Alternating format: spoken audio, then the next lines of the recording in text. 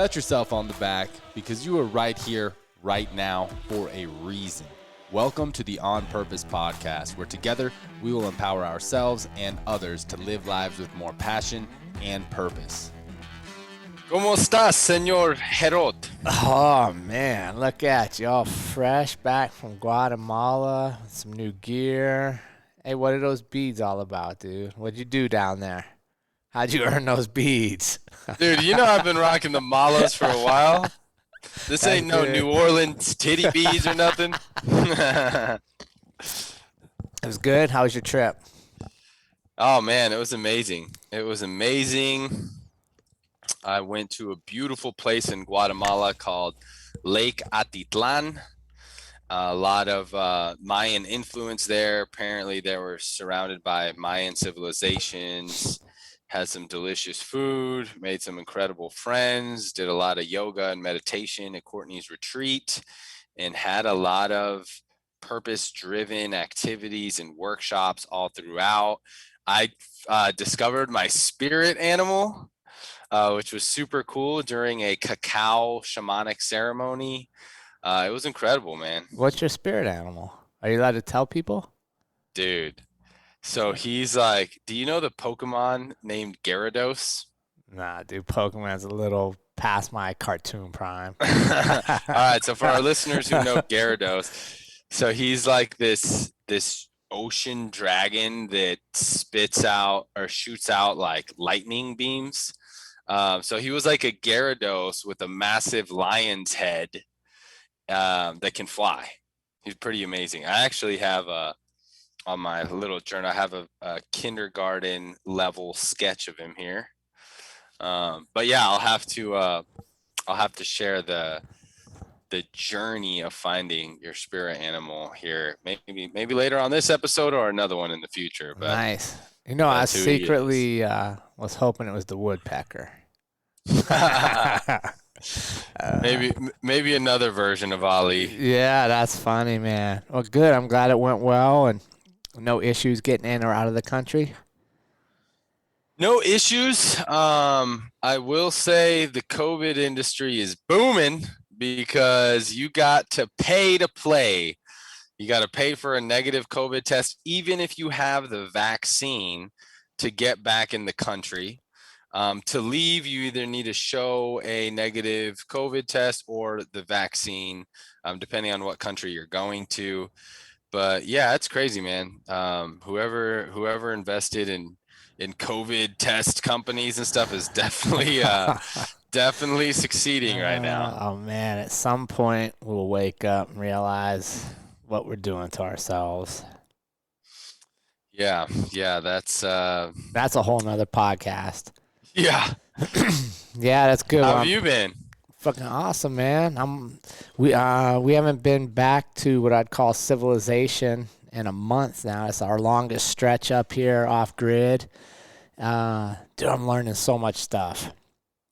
Dude, you look like it too. You got Mountain Man Leonidas going on. I'm enjoying it, man. I'm enjoying it. Looks good. Well, thanks, man. Andrea trimmed me up a little bit because it was getting a little too mountain manish. So, but yeah, it's good, you know. And one thing that's kind of fun is I try to use as little machinery as I can. So like we had to take down a big tree by our property. It just had to come down, and everybody else that comes by is like, dude, I have a chainsaw. Why don't you use a chainsaw? And like I'm like, well, that uses gas, and I don't want to use gas. So I just have a bow saw, which is, you know, like it's a big round saw, and I just use it with my arms. Dude, it took me probably like 5 days to do this tree. Jeez. But I loved it. Like I would just go. Like sometimes I'd put my earbuds in and listen to some music. Sometimes I'd have my speaker going. Sometimes I would do nothing, just listen to the animals, and I would just saw. Bro, my shoulders. I was so freaking sore from sawing. And they were right. Like everybody that came by to see us was like, dude, you could have cut this with a chainsaw in like an hour. And I was like, I know, but it's therapeutic. So now every time I burn one of these pieces of wood, like I know, like we got the whole. I know where the tree came from. Like I cut it up all by myself. That's cool, man. Yeah, it's just been fun. You would be a perfect addition to the mystical yoga farm that we visited in Guatemala because there's zero waste and they love being 100% economically efficient. Really? They would love the no gas comment. Yeah. Dude, I do. It's funny, and maybe Andrea's turning me into like a mountain hippie or something, but I'm super like, and trying to pay attention to what am I consuming and what am I creating at the end of the day. Even to the point where like I used to just go buy like grapes.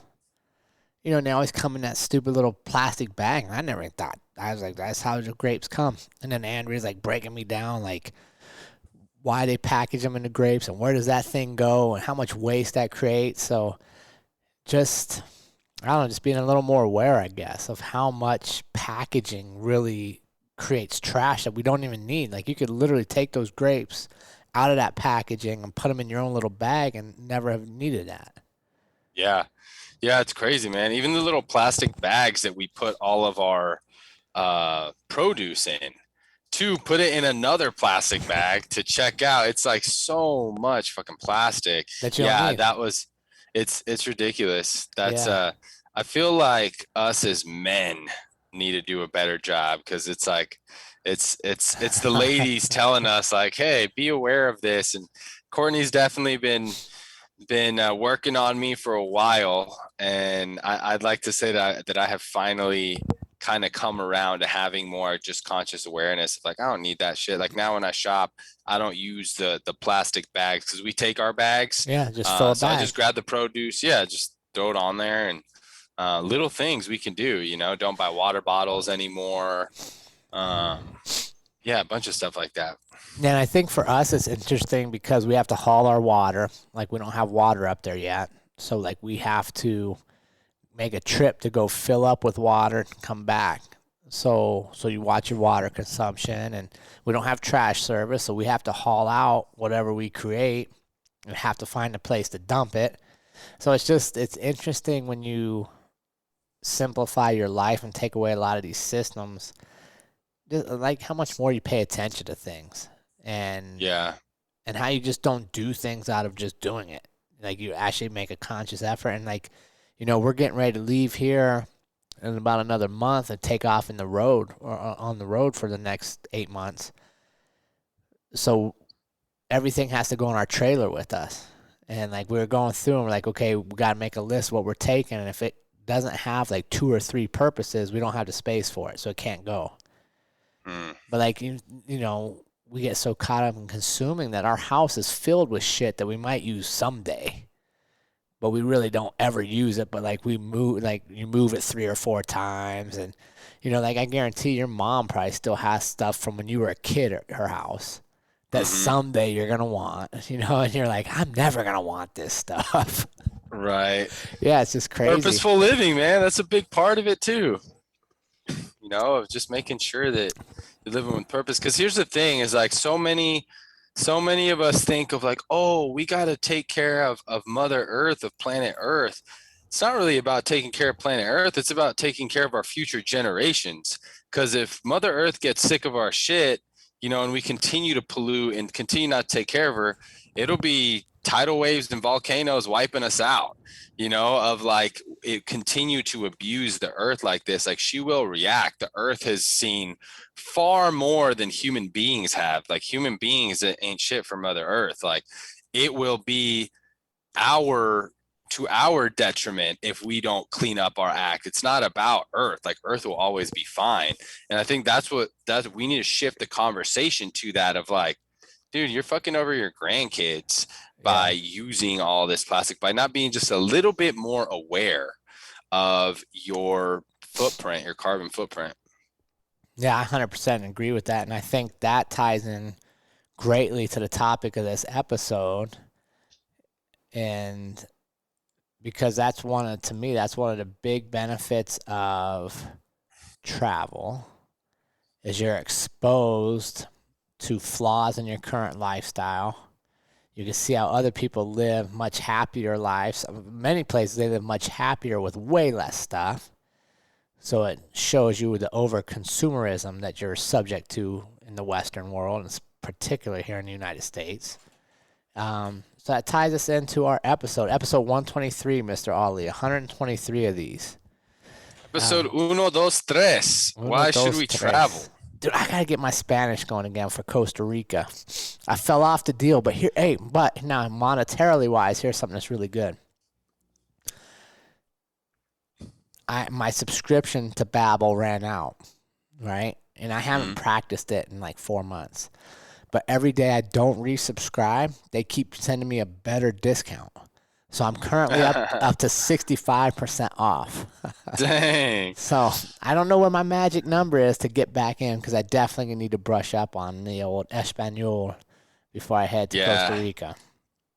It's so good, dude. I'm so grateful to have been born into a Mexican family on my mother's side to know Spanish, because I didn't need to work for that. I was just lucky enough to be born into it. And it was a pleasure to be able to speak Spanish fluently and get us all over and not get ripped off and know what people are saying. And it just helps so much. Yeah, good. All right, well, let's jump into this. 123. Why do so many people have the dream to travel? What is the purpose of travel, Mr. Ollie? What do you think?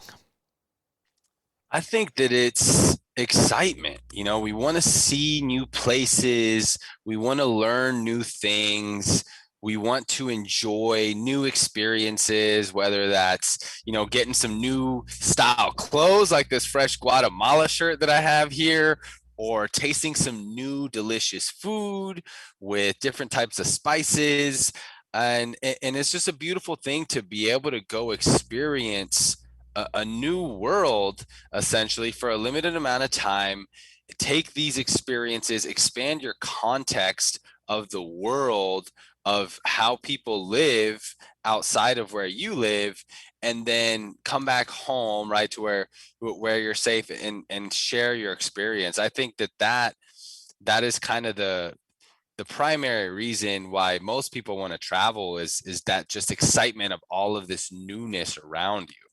What do you think of why people always want to travel? Because it really is a thing of like, you ask so many people, okay, like, let's say you won the lottery, or let's say you don't have to worry about money, what would you do? And one of the top answers for sure is people say travel the world. So why do you think so many people want to travel? Isn't that crazy? Like, so many people say that and so few actually do it. Yeah. Like, literally, you hear it. Like, how many high school kids, when they're about to graduate, say, I just want to take a year off and go backpack Europe. I want to go travel, right? Like, we're ingrained to want to experience more and want to travel. So to me, I think it's a natural curiosity, right? It's one of the most childlike traits that we keep as adults, is the curiosity of how other people live. You know what I mean? To me, that's essentially what travel boils down to, is I want to see how other people live. I want to see the ocean and how do they live right there and experience it. And sadly, I think we limit our own ability to travel. And we just take it off the table, like, well, I can't. I have to work, or I have this, I have that. And then ultimately, like we've talked about many times, at the end of your life, what do people regret? It's the stuff they didn't do. Yeah. So you're never going to regret not taking that trip. No. I mean, you'll always regret not taking that trip. Yeah, for sure. So I think travel is that mystical curiosity that lives in all of us, no matter what our circumstances are. And for many people, it just is something that we don't feed into. We don't allow to really blossom. Why do you think, Jerrod, like, what is it that really holds us back from traveling, when the overwhelming majority of us say that that's one of the top things we want to do? Like, that's our dream. I mean, it's so common. Everyone says, I want to travel. What really holds us back? I mean, I would say what my thought is our own limits, our own beliefs. Right? And then buying dumb shit. To be honest with you. Like, think about the people that travel, depending on their stage in life, usually have the freedom to travel because they're not tied down to an inordinate amount of bills. Car payments, house payments, this payment, that payment, right? The more payments you get in life, honestly, the more limited you are to where you live. So I think some of it comes back to economics. Like, people, especially in where we're at, we're very affluent. Like, most people have the means to travel if they choose to. They just don't prioritize it. Or they do I'll put it off till someday game. Someday I'll travel. Someday I'll do this. Someday I'll do that. And then you run out of some days. What do you think? Why do you think? I mean, many people that want to travel and don't. Why do you think that happens? Yeah, I think you nailed it there. Limiting beliefs, mismanagement of money, simply just not a priority. Because at the end of the day, if it's a priority to you, you can overcome these limiting beliefs and find a way. It's not outrageously expensive, especially for Americans to travel. Just getting back from Guatemala, even today with the dollar weakening, the dollar's strong there. Everything is much cheaper there. You have some money to get your flight and you're going to be able to go. I think a lot of people feel like they limit themselves by saying these things like, I can't, I don't have time, by these limiting beliefs, that as we continue to proclaim these beliefs into the universe, assert these beliefs in our mind, they become real. Instead of saying, I don't have time, you switch these limiting beliefs to something like, all I have is time and I have the power to choose what I do with that time. Or I can't take off of work. I have work that right now is a higher priority to me than traveling. Stop these limiting beliefs, get to the core of them, and then you'll find ways and paths to be able to travel. But I think you're absolutely right. The primary reasons why people hold themselves back from traveling is limiting beliefs and not making it a priority. But then you watch, and there's TV shows about traveling. There's movies, like everything is essentially about traveling in some form. Mm-hmm. So we'll consume that information, but we won't allow ourselves to participate in it. Yeah. And it's all bullshit, honestly. Any reason or excuse you make for not traveling is bullshit. If you say not enough money, dude, there's some cheap hostels. There's cheap ways to go. You can buy flights in advance for very low costs. You can do it on the cheap. I met some young people at the Mystical Yoga Farm, and I was very impressed with how little money they spent getting around the world. I met this one woman named Margot from France. She's been traveling in Central South America for 4 years on it's literally spending very, very little money, couple $1,000 a year to just do whatever the heck she wants. How happy did she seem?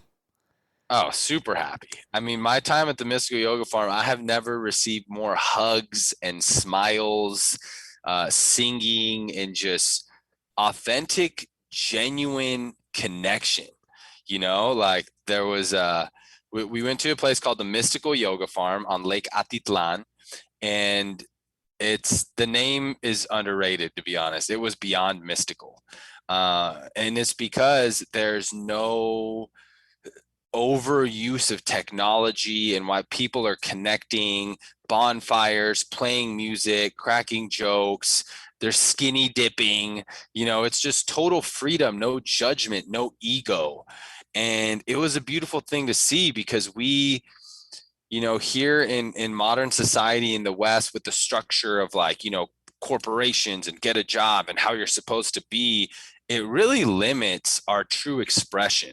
I have a quick story. When we first got there, Courtney and I were, the outsiders. They're people who live on this farm. total self-sufficient community. It's a community dining area, so everyone eats together every meal every day. They do yoga together, they meditate together, and then pretty often, a few times throughout the week, they'll have a bonfire, and everyone's sitting on the floor all the time. Damn, my knees got pretty sore from sitting on the floor so much.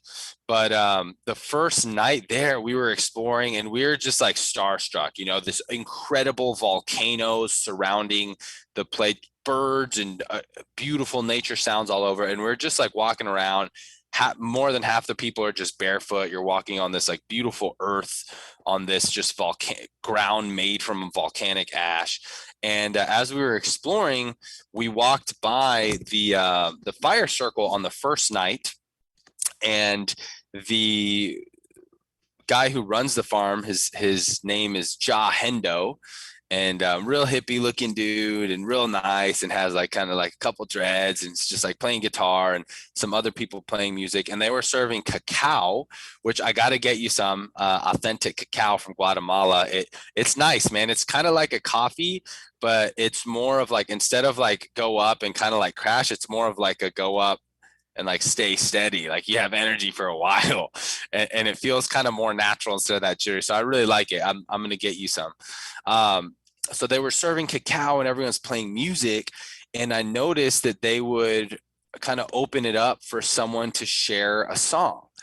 And it was my first time, Jerrod, that I was very inspired to learn just to play a little bit on the guitar and sing a song. Cause there was like this guy that I met there, his name was Hawk, and he was kind of this more like masculine dude. And he sang a song about like the owl and the hawk, and was just playing the drums. And then this other girl, her name was Sunny, beautiful girl, beautiful smile, beautiful laugh, just like this vibrant girl. And she played a song about like loving your heart. And they were just passing around the instruments, and everyone had their song to offer. And it was like I got to know these people on a deep level with just a couple minutes of hearing them share their song. And I was thinking, like, in, you know, here in the US, and when we're in like our social structures and modern structures, we're so like shelled up. It's hard to break free even and like have a conversation, but much less play a song for each other and sing a song. Like, public speaking is ranked a higher fear than death here. So imagine public singing, you know? And I was just like, wow, like everybody was just singing. And then the group of people who had just been there on a 6-week residency, that's all they were commenting on. They were like, I have really been able to open up and be my true self here more than anywhere that I've been, da da da da. And it was really powerful, and it really made me like, it also made me think about the first On Purpose workshop that we had, and how so many people in that space were like, I was more vulnerable here than I am with like friends and family and people I know. And like, when you can create that space of like love, purpose, connection, we open up, and that feels so good to open up and truly be authentically you. Yeah, no, I love it. That's pretty crazy. But that's not possible if you already stay with exactly what you know. Right? And I think sometimes that's why people don't actually travel or explore outside their current group, is they want the safety of knowing exactly everything that's around them. Right? Which kind of ties into the next question is, I think a lot of times people don't travel because they believe everything is dangerous. It's too dangerous. Right? And I think it's much more dangerous to live a closed off life and not experience anything else. Amen. Than it is to go learn from somebody new. You know, and even if you financially are like, okay, well, I don't have the ability to go overseas right now. When's the last time you traveled to a different part of your own state? Right? Like, where I grew up was very urban, right outside Washington, D.C., and I knew people that never left our county. Like, they literally lived their whole lives in the same, 3-mile radius. And to them, that was all life was. Wow. And I think that's one of the important things. If we can inspire youth to want to travel and get youth, maybe some kids are underprivileged and are growing up in a ghetto situation or a slum situation, that curiosity that they have to want to travel and read sci-fi books and watch all the cartoons where characters are always traveling, if we can inspire them to realize there is life outside of your city block, that brings hope to so many people. Right? I mean, that's what travel brings you. It brings you hope. It brings you awareness. Like even for us, we've only gone, we're 4.5 hours from our house now. But the culture of this little town nearby is so much different than what we're accustomed to. So we learn it, right? And we can see it and we learn from them. And there's opportunities and growth. Which is why when I hear people getting tricked into thinking like, oh, I have all I need right here, you're really selling yourself short.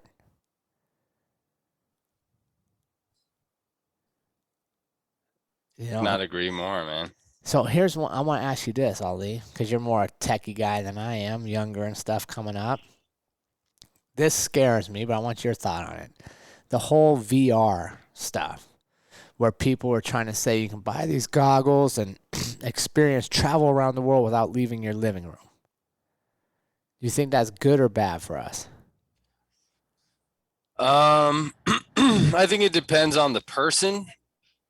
I think for people that maybe have a lot more difficulty around having the means to travel, it's good, that can inspire them to work hard and make travel possible for them. I think for some other people, it could make them a little bit more less inclined of like, oh, I'll just throw on my VR and get it done that way. But I think that if you take that route, that's definitely a bad thing, because nothing can replicate the true experience of traveling in the world. And I think that argument transcends technology just in general. Like this Zoom call that we're having right now is awesome. I'm so grateful that I can see you, but it doesn't compare to face to face, Yeah. And that's what my fear with that is. People were already such a techno world where there's way less human interaction than we used to have, that people start allowing VR to replace other human experiences. And I think if people reflect back on the last year with all the restrictions and stuff, that's one thing everybody said they missed, or the majority said they missed, was just human interaction. So we got to be careful not to allow ourselves to fall in a trap where we take to me, it's just a lazy way out and limit even more. Because vacations are great, but we went to Mexico for an all-inclusive, high-end resort Christmas, I don't know, maybe 3 years ago. And I liked the resort. The beaches were cool. Volleyball was fun. But I really loved Lalo, the waiter, right? Mm-hmm. I liked the staff. I liked hearing their stories. And it was, I think I told you this, but I don't know if I shared it on a podcast. When we went down there, it was kind of, I don't know if I was still fighting or just finishing up fighting.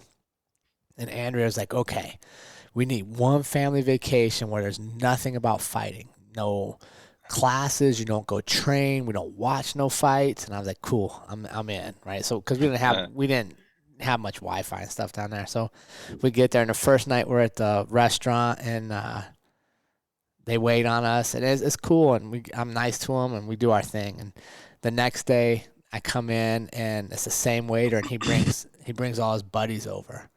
And with my little bit of Spanish and a little bit of English, he starts talking to me about boxing because he's pointing at my ears. And he's like, fighting and boxeo, and this guy boxes and that guy. So literally every time we went to the restaurant for the next week, all he wanted to talk to me about was fighting and boxing. And Andrew was just like, oh, my gosh. But that is funny. But, it's universal, right? All of a sudden, what does that show you?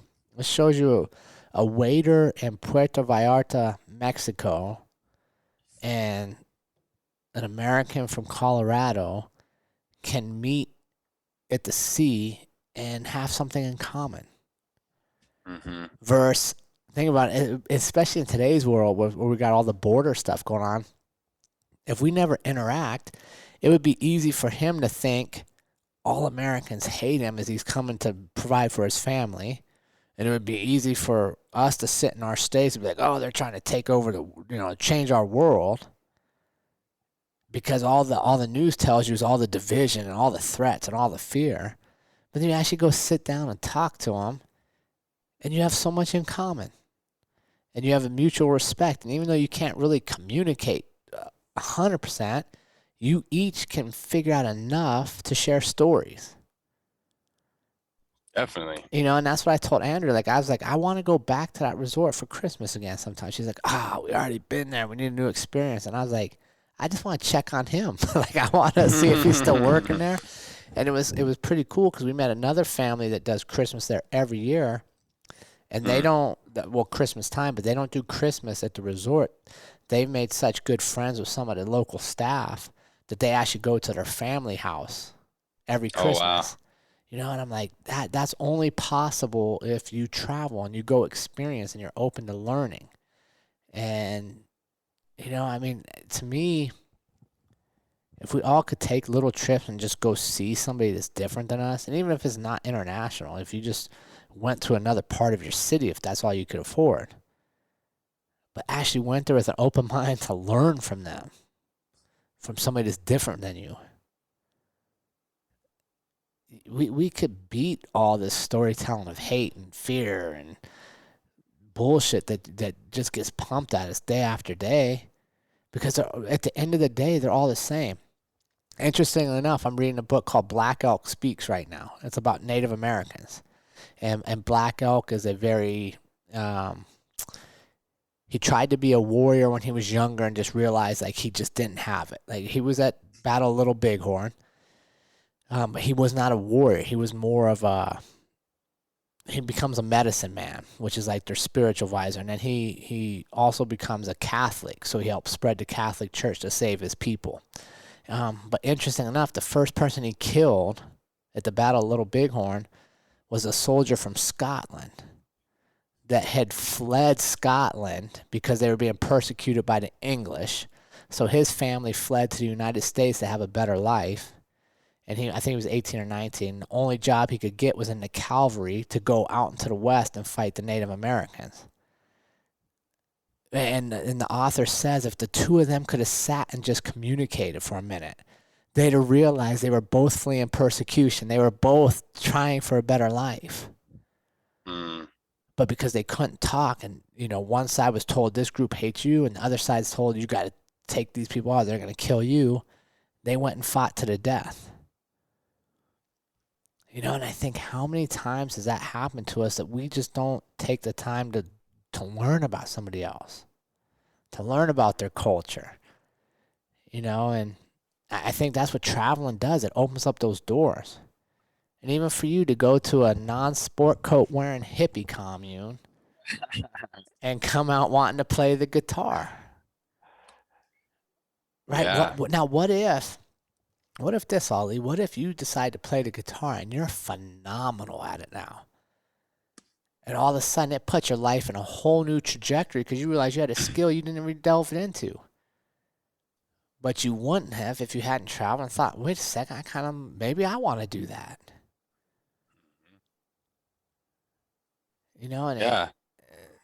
Traveling expands your context just of life as a whole. You see how other people live, and you're exactly right. We get to see how much in common we are with all human beings. I think it was on a previous episode you were saying it's like we're like 97% the same, right, of like thoughts and ideologies or something, and it's like a very small percentage of differing beliefs. And it's that same concept of, even if it's a war, which by the way is still so dumb. I can't believe it's 2021 and we still haven't graduated from war. As consciousness as human beings, we don't realize that that's just the dumbest shit ever. But even in like MMA, right, sport battle, you had mentioned how Coleman Scribner and one of his opponents after their fight are just like hammering beers together, like you become friends after you compete against someone if you are kind of a higher level conscious person, because you realize that you have much more in common than you would ever think, and that's someone that you're an opponent, someone that you're supposed to be against. Traveling out in the world, it's easy to see how as human beings we all want the same thing. We want happiness, we want comfort, we want family, we want community, and we can give that to each other and multiply it when we come together, and remove these barriers, when we choose not to listen to this perverse media that tries to scare us and instill anxiety and say that all this is dangerous.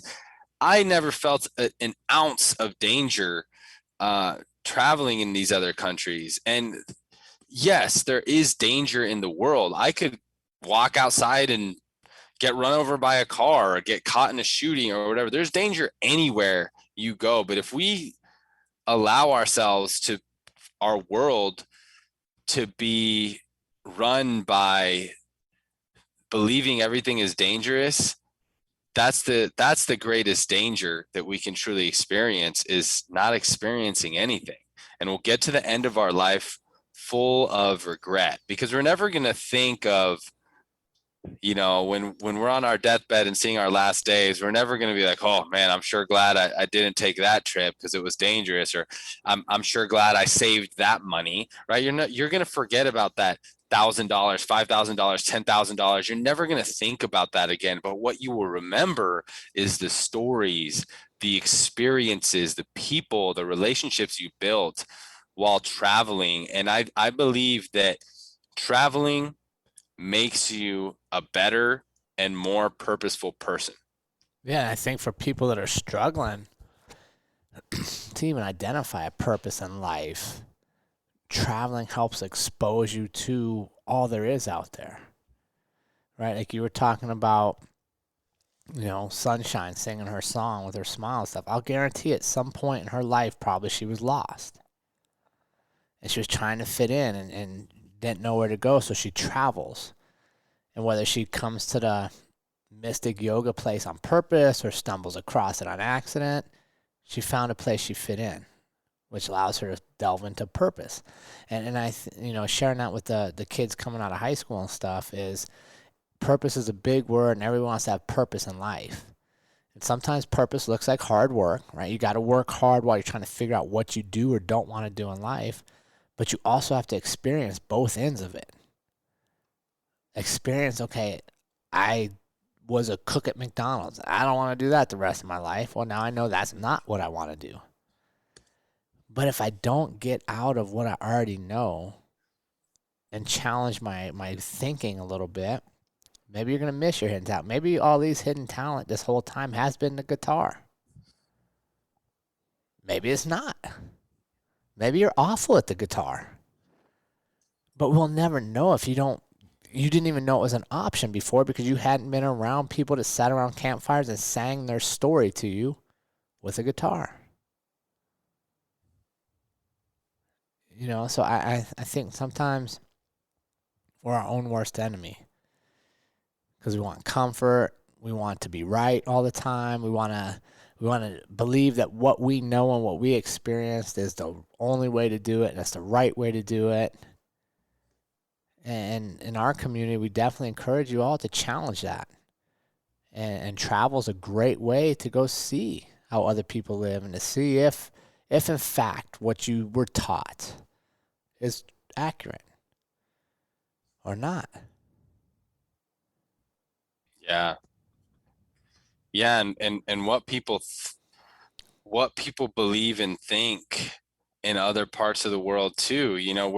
We're very fortunate in the United States in terms of economy and privilege, right? We have much nicer living spaces than most of the rest of the world, and nicer things and stuff like that. But you can see that a lot of people with so much less seem so much happier. Like I'm actually wearing the bracelet, and I made a post on my social media of these two cute little, maybe like 5 to 7 year old girls in Antigua, Guatemala, and they had their little quote unquote shop. It was just like a little like cloth laid out with little trinkets and bracelets and earrings and whatever in front of this coffee shop. And Courtney and I stopped to get a coffee, and the little girl kind of kept looking at Courtney, and Courtney would smile at her. And a couple minutes in, she said, "Café para mí," like coffee for me. And I kind of looked at Courtney, and she's like, I've been smiling at them. And I kind of looked at them, and I looked at her store, and I asked her in Spanish, I was like, would you prefer that I buy you a coffee or shop at your store?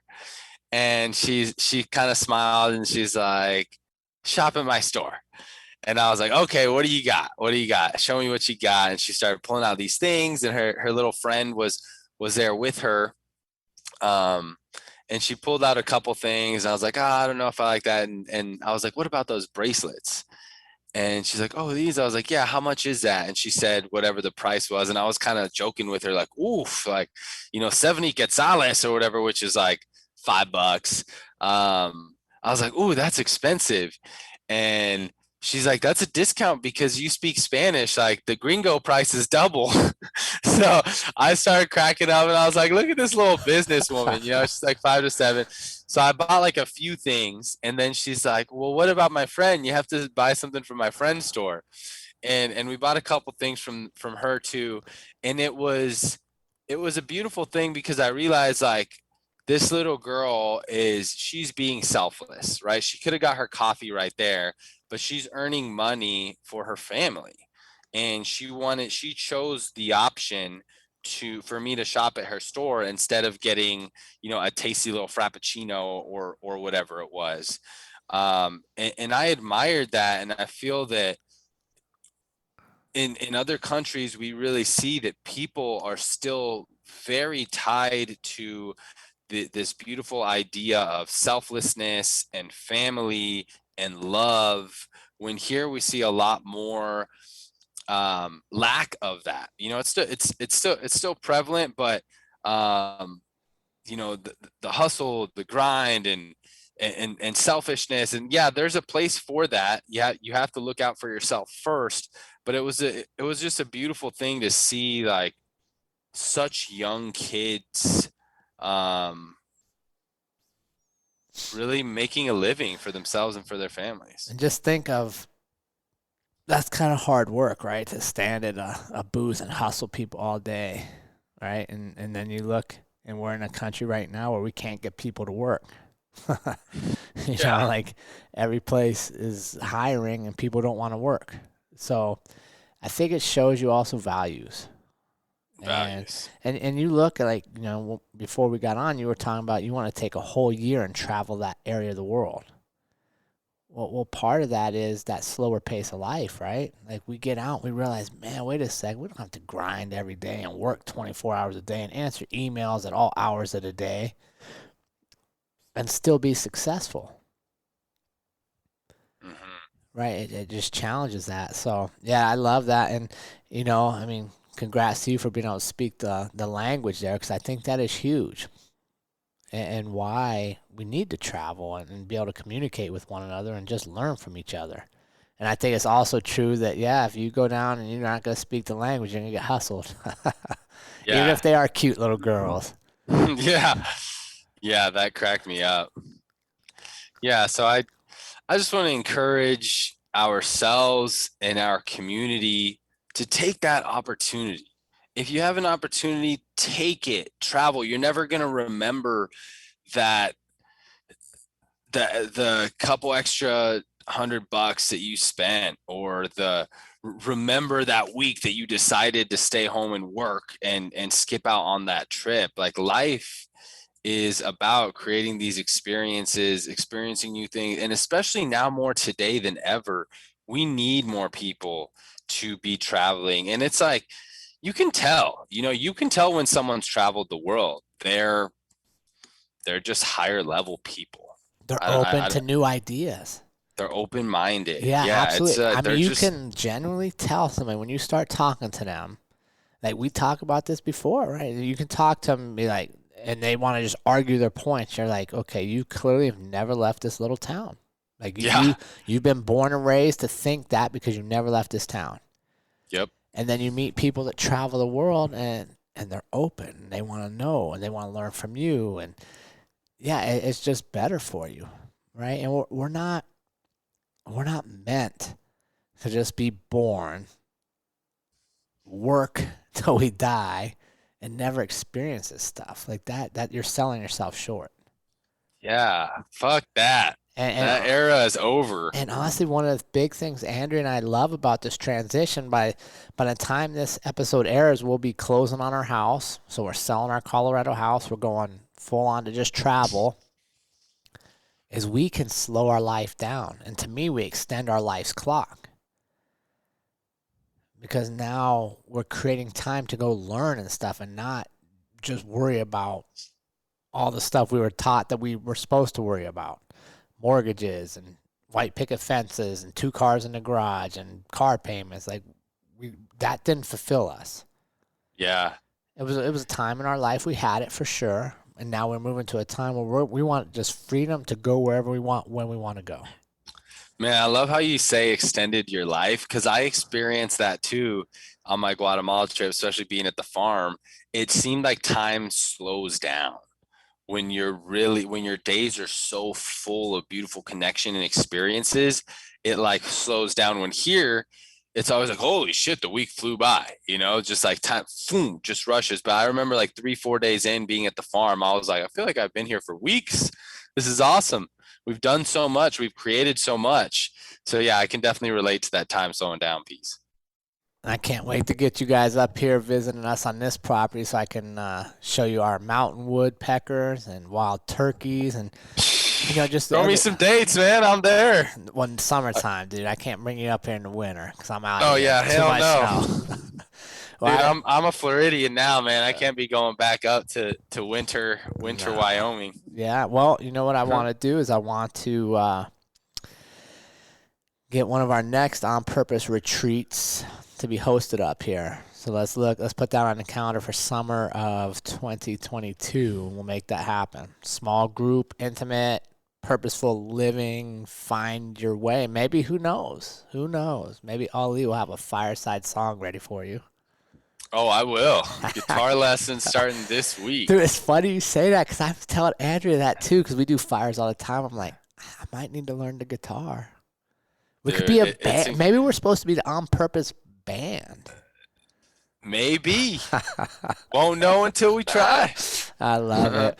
All right, man. I love it. And, all right, so listeners, here's a couple of ways to help support your boys. Like our stuff on the podcast platforms on YouTube. Subscribe to the damn things so you get notified every week when they come out. Share them with your friends. And then if you're like, man, I want to help even more than this, get your ass over to Patreon, open your wallet, and send some money to us every month. Right? This shit ain't free and cheap to produce, and we're like, we get on the air before you guys join us, and we're talking about the world, and we're like, man, we just need more purpose, and that's where you come in to help us, is bring this to other people. And if you do that, we'll be eternally thankful. And, higher memberships get monthly coaching calls. We have one next Thursday. It's the second Thursday of every month. Next Thursday. So get in on Patreon between now and next week, man. We'll jump you into that call and you'll hit the ground running with us. Amen. Can't wait to have some of you guys over on Patreon. Lots of valuable things going on over there.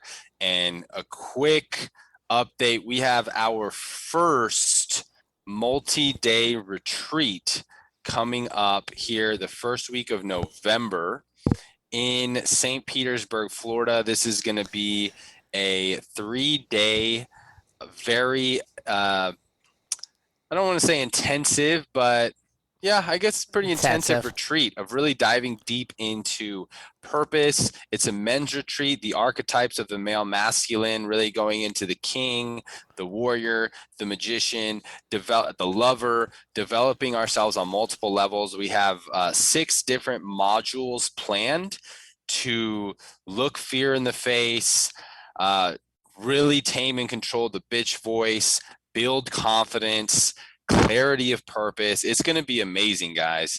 And Jerrod and I have been preparing quite a while for this and are going to be delivering some incredible facilitations of these modules and be in beautiful St. Pete, Florida in an incredible house. So stay tuned for some more information on that coming out this week. And remember, team, life is far too short to live any other way than on purpose. We will see you all again next week.